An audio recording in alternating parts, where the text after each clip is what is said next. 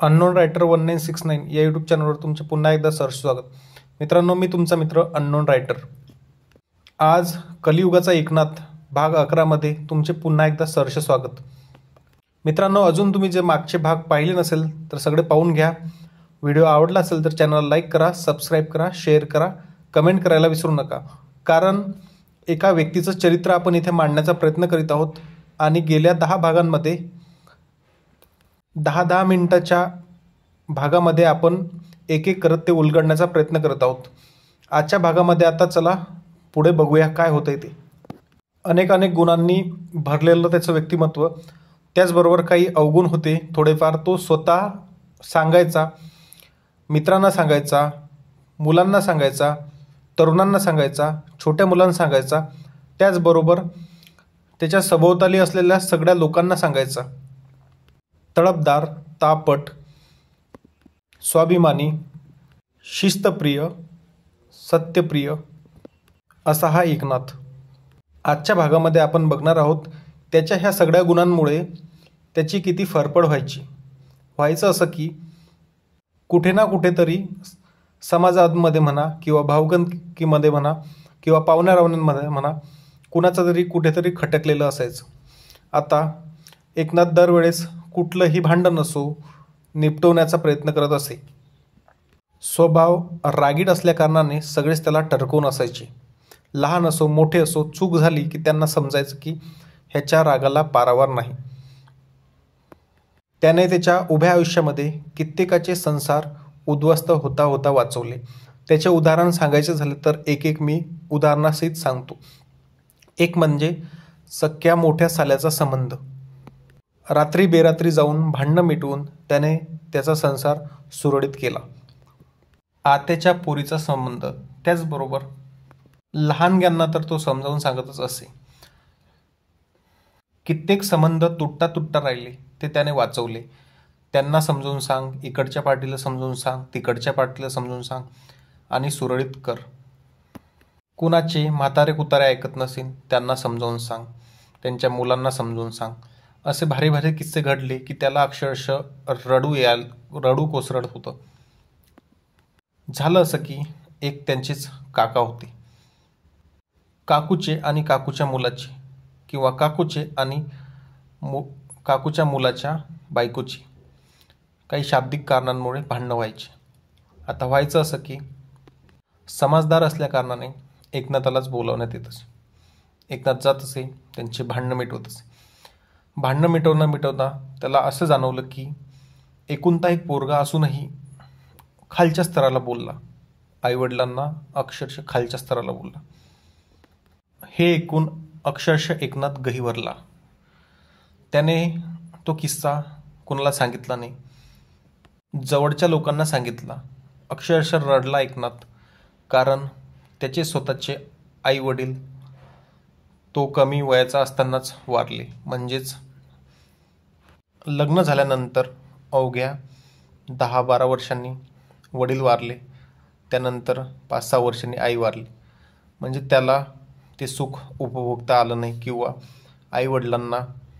आईवडिलांची सेवा करता आली नाही. थोडीफार तो छोटा असल्याने थोडीफार जेवढी होईल तेवढीच त्याच्या वाटेला जे आलं ते त्याने केलं आहे. परंतु मित्रांनो, तो सांगत होता की मी कधीही आईवडिलांना उलटं बोलू शकलो नाही. म्हणजे किती धास्ती होती. आणि आजकालचं किंवा त्याच्याच काळातलं जे त्याने वास्तव बघितलं तो थंडागार झाला. असंही असते. म्हणजे ज्या आईवडिलांनी आपल्यासाठी कमावून ठेवलं त्यांना आपण असं काहीसं वेडवाकडं बोलणार. वास्तविक त्यांची सगळी प्रॉपर्टी ते बेदखल करू शकतात, परंतु कोणीही असं बेदखल करत नाही.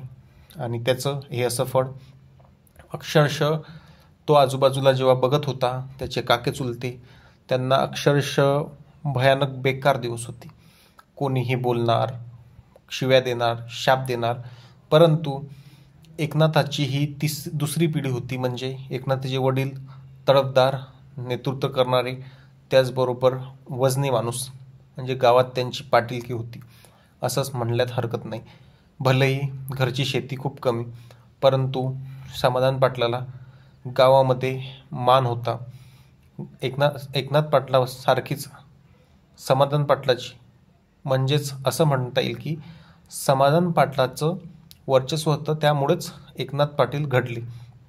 कारण समाधान पाटील अख्ख्या समाजामध्ये नावाजलेलं व्यक्तिमत्व.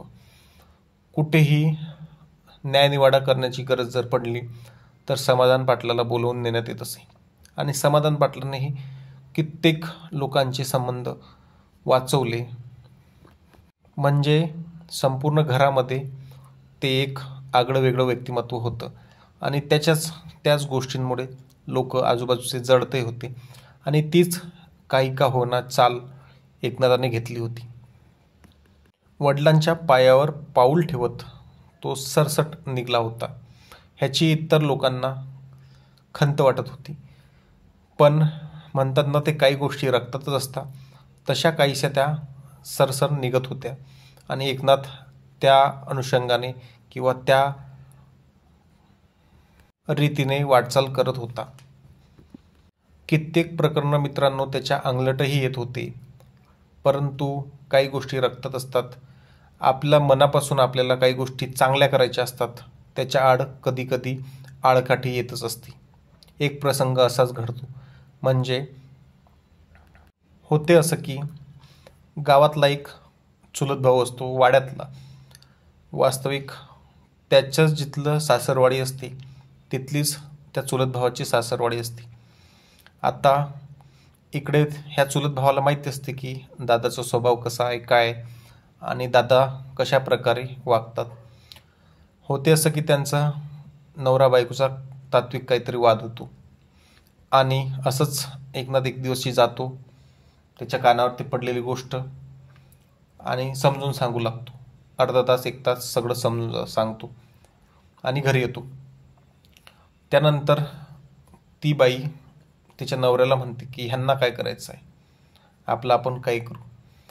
मग नवरा सांगतो की तुला माहिती नाही तो व्यक्ती कसा आहे, काय आहे. जेव्हा तो संपूर्ण गोष्ट सांगते तेव्हा तिच्या डोक्यात फरक पडतो की हे व्यक्तिमत्व कसं आहे. एकनाथ जर तरुण पोरात गेला तर कुठलाच तरुण पोरगा रिकामं वक्तव्य करणार नाही. एकनाथ जर तिथून गेला, त्याच्या वयाच्या लोकांजवळ गेला, तिथं पण कोणीही असं रिकामं वक्तव्य करणार नाही. त्यानंतर म्हाताऱ्या कुत्र्यात सुद्धा गेला, तिथं पण त्याला आदरानेच बोलल्या जाईल. असं सगळं काहीसं त्याचं नेचर, कर्तृत्व होतं. छोट्या मुलात गेला, छोटे मुलं पण त्याला टरकवून असायची.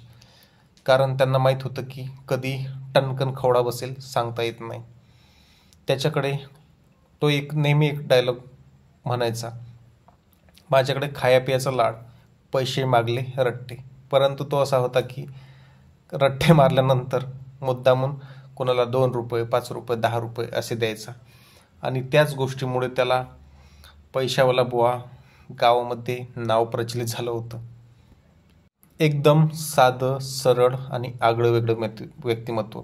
त्यांना राजकीय असो, सामाजिक असो, सांस्कृतिक असो, त्याचबरोबर धार्मिक असो, कुठलंही असं भेदभावाचं वर्तन कधीच केलं नाही. आजही आपल्याला माहिती आहे की ग्रामीण भागात, गावागावात वेगवेगळं वळण आहे. म्हणजे काही विशिष्ट जाती बाहेर राहतात गावाच्या, काही विशिष्ट जाती गावालगतच राहतात. परंतु एकनाथ कुणाच्याही घरी गेला असेल, खालच्या जातीचा असो, वरच्या जातीचा असो, कुठल्याही जातीमध्ये गेला असेल तो त्या सर्वात मिसळला. त्याने कधीही असं वर्तन चुकीचं केलं नाही की कुणी खालच्या जातीत चहा बनवला तर तो घेणार नाही किंवा काय करणार नाही. सगळ्यांना तो समान वागणूक द्यायचा आणि त्यामुळेच त्याला गावात सगळीकडून समान वागणूक मिळायची. असं काहीसं एकनाथाचं व्यक्तिमत्व हे आपण 11व्या भागात बघत आहोत मित्रांनो. असंच ही सिरीज चालू राहील. तुम्ही सगळे व्हिडिओ बघा.